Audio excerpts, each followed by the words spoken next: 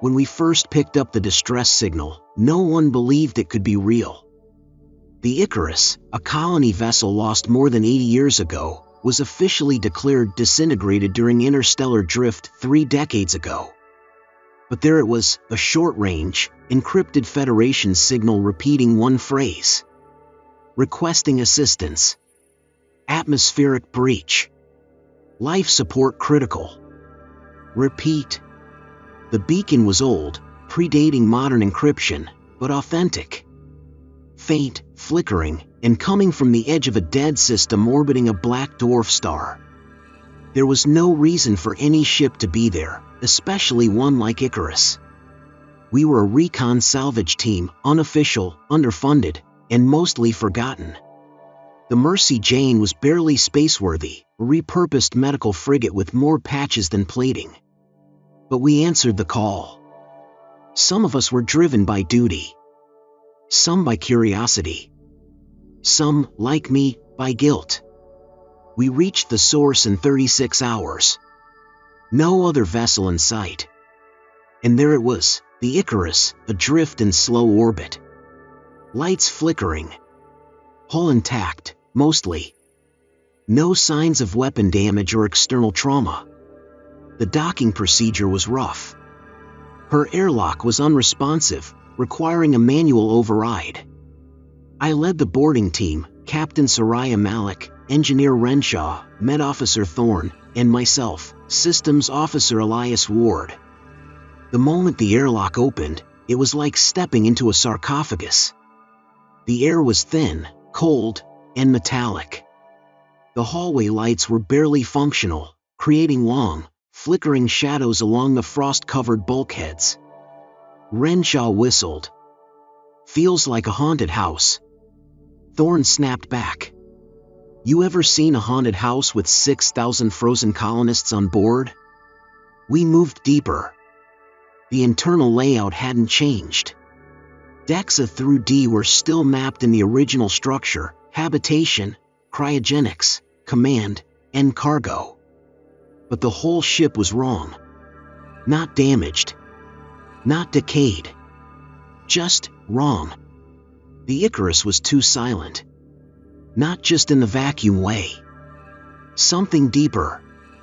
It was like all sound had been absorbed. Even our footsteps felt muffled. Life signs? Soraya asked. I checked the scanner. Minimal atmospheric pressure. Power levels at 6%. But there's heat signatures. From the engines? No, I said, voice low. From Deck C, medical wing. We made our way there, slow and cautious. Along the way, we passed cryobays. Thousands of pods lined the walls, each with a single occupant. The vast majority were dark, covered in frost. Long dead. But here and there, one blinked. Still active. Still maintaining vitals. Thorne leaned over one of them. No way these systems are still functioning after 8 decades. They're not supposed to, I said. This class of pod only lasts 25 years max. She turned to me. Then what's keeping them alive? The med bay was dim. A single terminal glowed in the corner. The rest of the room was a disaster: overturned carts, shattered vials, blood frozen into dark petals across the floor. Someone had fought here. Soraya approached the terminal. Logs are corrupted. Try recovery mode, I said. After a minute, an old voice echoed through the speaker, distorted and weak. We opened it. We thought it was just a signal, just a sound. But the sound wasn't meant for us. We heard too much. And now it lives in us. It doesn't like the cold. But it waits. The message ended. We all stood in silence. Then Renshaw said quietly, "What the hell does that mean?" We continued forward. The temperature dropped sharply the farther we went. The heating systems were dead, but something else was drawing energy from the core.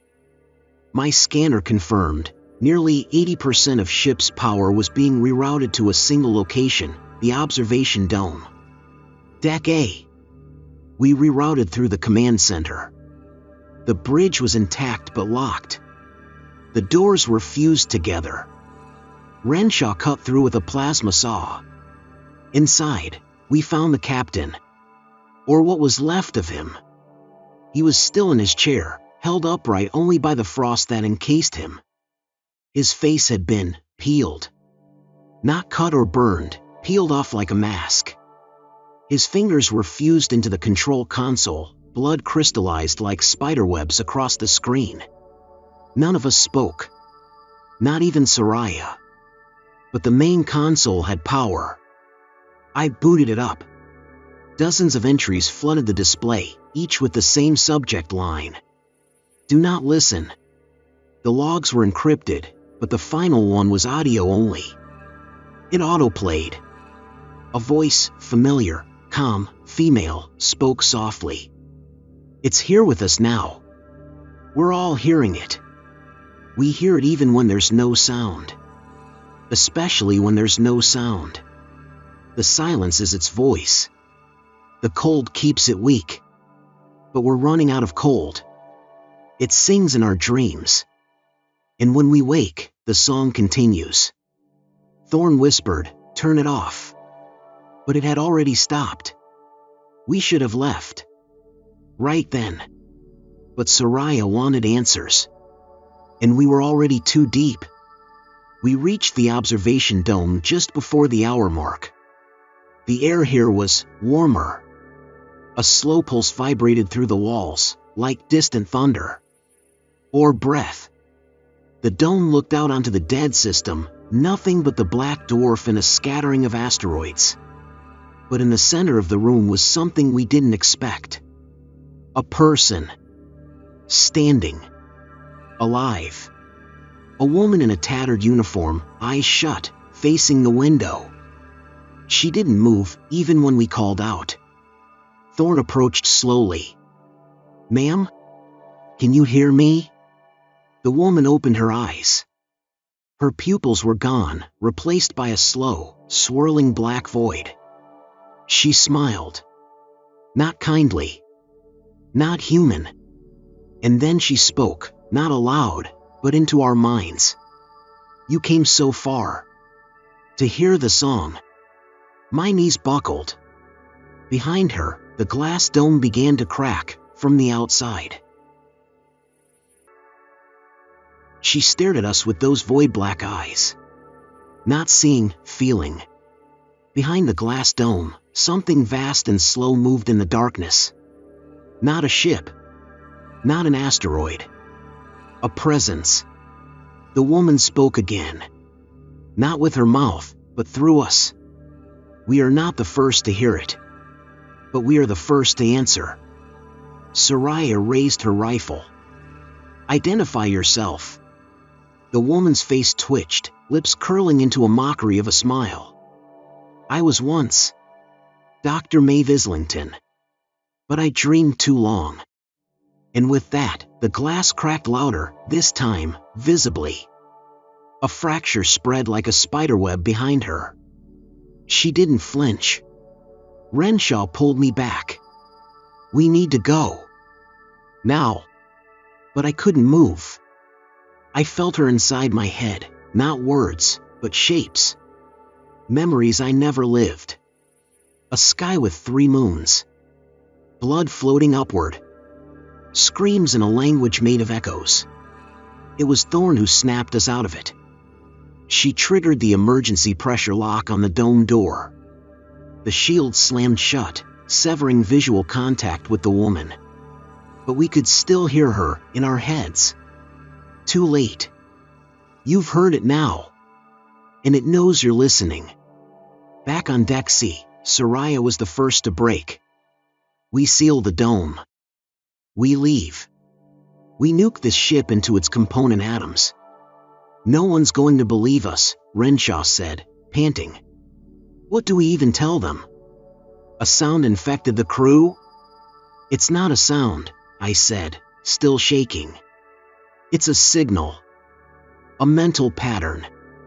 A frequency the brain interprets as meaning. Thorn nodded. A thought virus. Renshaw looked at me. You're saying this thing, this entity, is alive inside people's minds? It doesn't need bodies. Just memory. Attention. Like a parasite, Thorn said. No, I said. Like a god. Back in Medbay, we found one of the cryopods open. That shouldn't have been possible. The figure inside, a teenage boy, was missing. No alarms had triggered. The pod had depressurized hours ago, but somehow the system's still red active. We split into teams to search the ship. Renshaw and Thorn took the cryo wing. Soraya and I went toward engineering, trying to reach the AI core. As we passed through Corridor 12B, every light went out. Silence. Then a slow, dragging click, click, click echoed down the hallway. We froze. The emergency lights kicked in. And we saw them. Two figures, standing at the far end of the corridor. One was the boy. The other was Maeve. But their faces were gone, not damaged. Just missing. Smooth skin stretched where eyes, mouth, and nose should be. Still, we heard them. We are Legion. We are thought.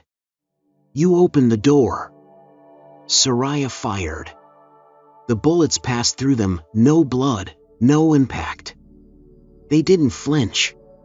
They just flickered, like static shadows. Then they vanished. Back in the engine room, we made a horrifying discovery.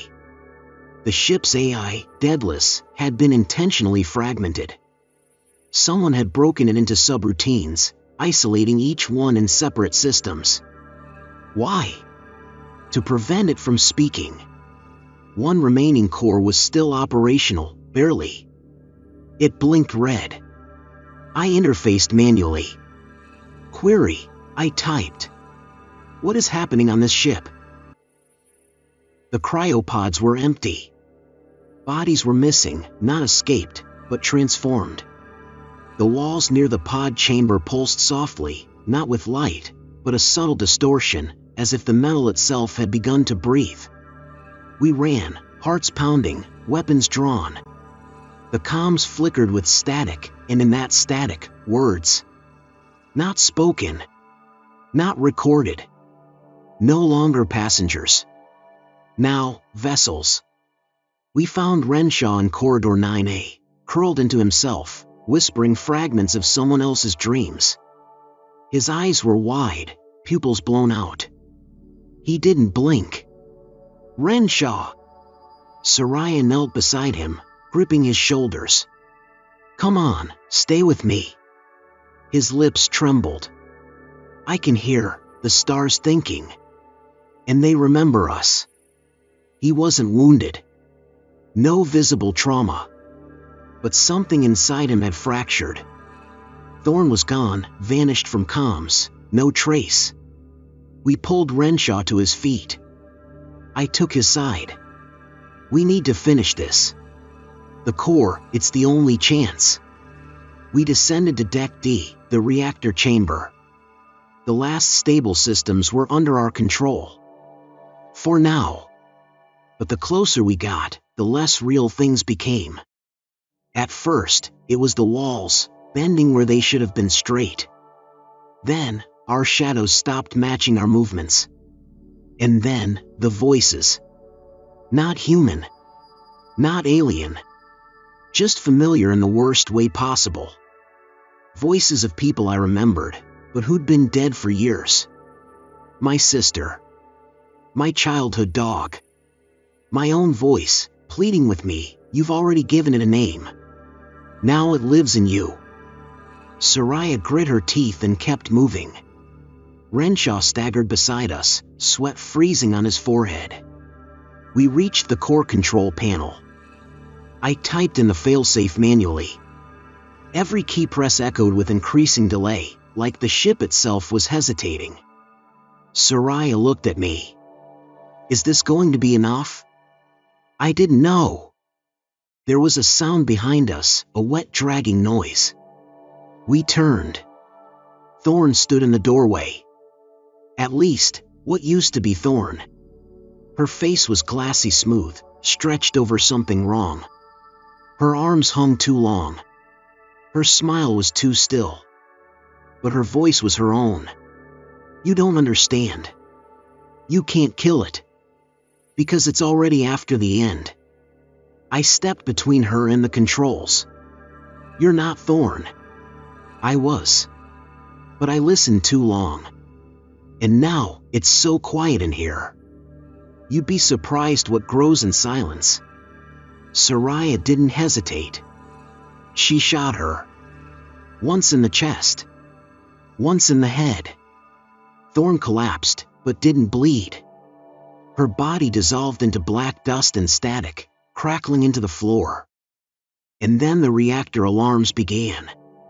The countdown had started. 10 minutes.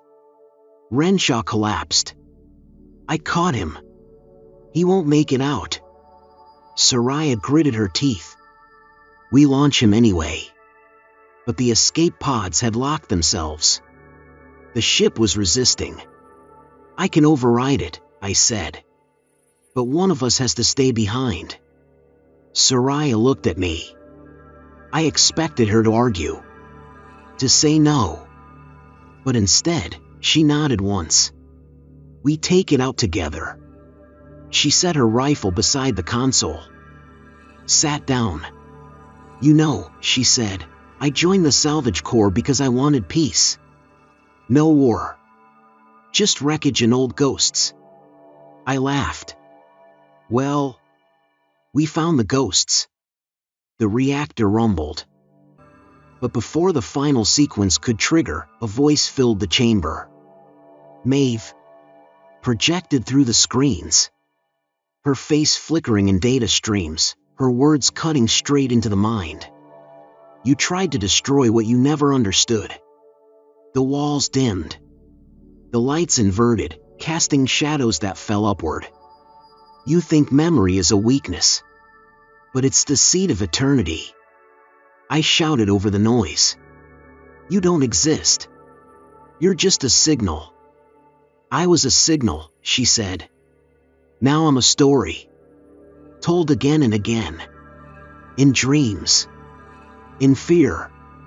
In silence. The countdown froze. 2 minutes.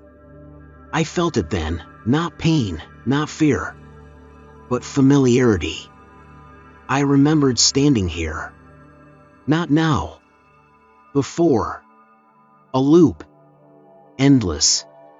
Soraya grabbed my arm. She's inside the ship. But not just the ship. I understood. She was inside us because we brought her there. Memory was the medium. We were the transmission line. So I made a choice. I grabbed the neural spike from the emergency panel. A direct interface port. Illegal. Dangerous. Fatal. But it could work. Elias, Soraya said. What are you? I can carry her with me. All of her. Into the reactor stream. You won't survive. I'm already gone. I jammed the spike into the base of my skull. White light poured into my vision. The silence screamed. 1,000 voices. 1,000 memories that weren't mine. Endless dark. Endless sound. Maeve stood before me, in this impossible space of thought and echo. She reached out. You don't have to die. Just listen. Be the seed. Grow me. I looked at her. Then I closed my eyes. And I remembered nothing. I let go of everything. No name. No past. No thought. Just silence. And that was enough. The spike surged. The containment field shattered. I felt her break.